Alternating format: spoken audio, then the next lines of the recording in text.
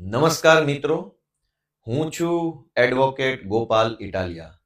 આજે 9મી જુલાઈ 2025નો દિવસ છે. ગઈકાલે સાંજના સમયે બાર કાઉન્સિલ ઓફ ગુજરાતના ચેરમેનશ્રીએ એક વિડીયોના માધ્યમથી ગુજરાતભરના વકીલશ્રીઓને એક સંદેશ આપવાની કામગીરી કરી. બાર કાઉન્સિલ ઓફ ગુજરાતના ચેરમેને એવું કહ્યું કે તેમણે ગુજરાતની સરકારમાં મુખ્યમંત્રી, કાયદા મંત્રી અને ગૃહમંત્રીને અગાઉ એક પત્ર લખ્યો હતો કે વકીલ અને પોલીસ વચ્ચે વધતા જતા ઘર્ષણ બાબતે તેઓ વકીલોના પ્રતિનિધિ તરીકે, વકીલોની માતૃ સંસ્થાના પ્રતિનિધિ તરીકે સરકારને મળવા માંગે છે.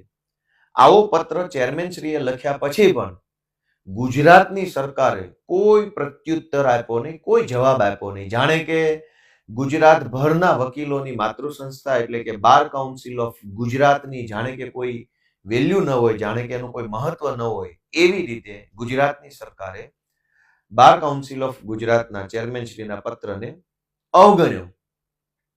રાજપીપળાની અદાલતની બહાર જે ઘટનાક્રમ બન્યો કે અદાલતના દરવાજા પોલીસે બંધ કરી દીધા અને પોલીસ ઇન્સ્પેક્ટરે મને અને અન્ય એક વકીલને અદાલતની અંદર આવતા રોક્યા. આ ઘટનાનો ઘેરા પ્રત્યાઘાતો પડ્યા.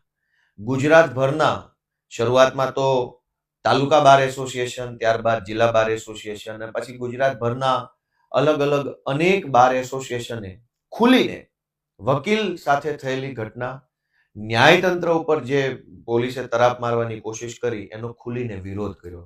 ગુજરાતભરના અનેક તાલુકા, અનેક જિલ્લાના વકીલ મંડળોએ ઠરાવ કરીને, મીટિંગ કરીને એનો વિરોધ કર્યો. એ બદલ હું જેણે પણ આ મીટિંગ કરી, ઠરાવ કર્યો, વિરોધ કર્યો, એ તમામ બાર એસોસિએશનનો હું હૃદયપૂર્વક આભાર વ્યક્ત કરું છું.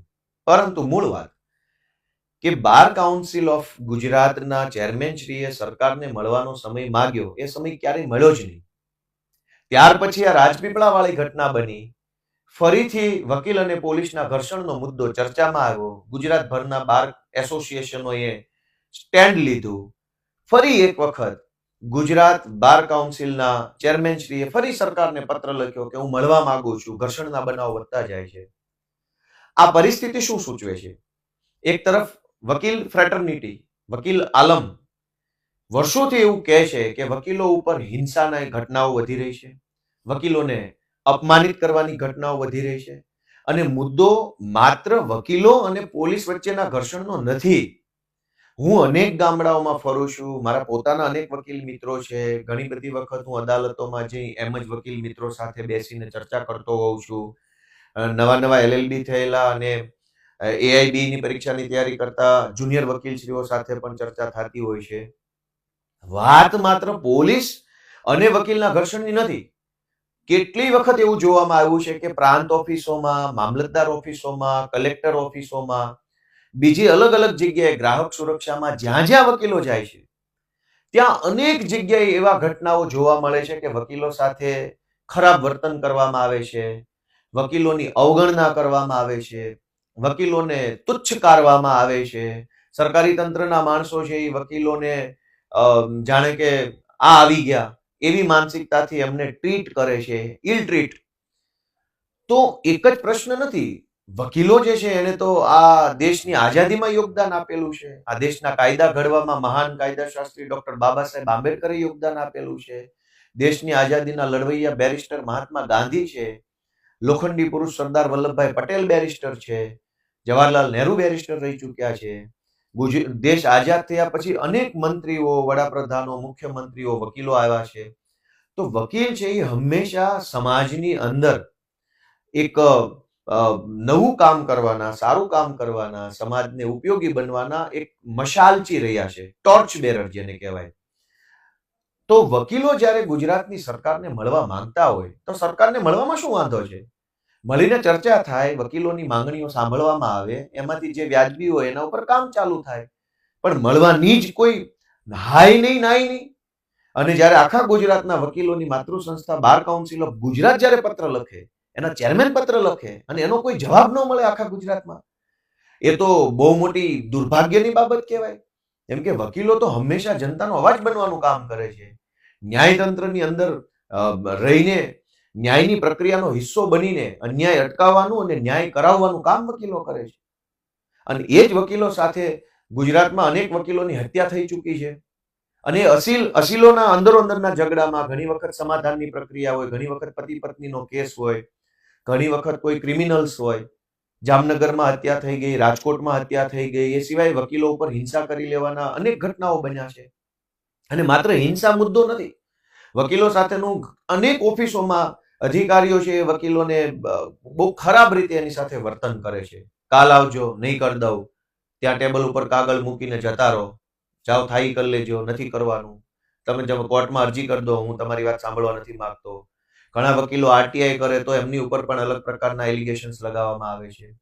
અને વાત એટલેથી નથી અટકતી, ઘણી વખત એવું પણ બને છે કે ડાયસ ઉપરથી વકીલોને ખખડાવવામાં આવે છે, ડાયસ ઉપરથી વકીલોને ઉતારી પાડવામાં આવે છે, ડાયસ ઉપરથી એવું વર્તન કરવામાં આવે કે જાણે વકીલ છે એ કોર્ટ ઓફિસર નથી, પણ જાણે કે કંઈક ઉછીના કે પૈસા માંગવા આવ્યા હોય એવી રીતે ડાયસ ઉપરથી ઘણીવાર ખરાબ વર્તન વકીલો સાથે થાય છે. તો આ અનેક બાબતો જે છે એ વકીલો જ્યારે સમાજના પ્રશ્ન માટે લડે છે તો વકીલના પ્રશ્ન માટે કોણ બોલશે?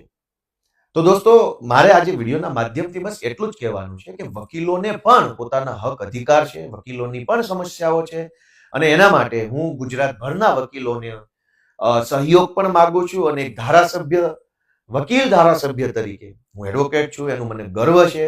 એડવોકેટ્સ દ્વારા એડવોકેટ તરીકેનું એક સન્માન પ્રાપ્ત થાય છે, એ બાબતનો હું આભારી છું એડવોકેટ ફ્રેટર્નિટીનો.